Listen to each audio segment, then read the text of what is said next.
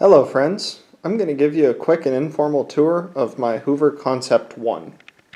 I picked this model up because although it's a pretty well equipped vacuum with the cord reel, the headlight, the cloth bag, the air freshener, and the power surge, it's actually a non-power drive concept.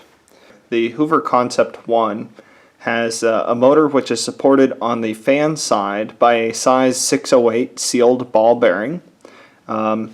It's basically inserted into the fan chamber housing and held in with a little thin steel plate with 3 rivets. I drilled out those rivets, replaced the ball bearing with actually a Hoover part number 608 ball bearing, which isn't really necessary.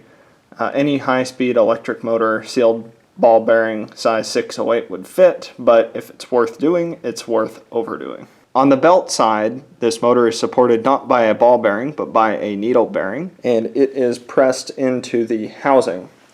So I pressed the old one out, inserted a new one, and filled it with Mobile One Polyrex EM. Finally, the brush roll bearings, those were kind of worn out as well, so I tossed a new old stock set of Hoover brush roll bearings under this vacuum.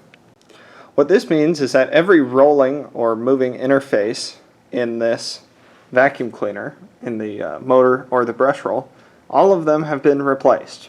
So for those of you who are curious what a brand new Hoover Concept One would have sounded like back in the day, here you go.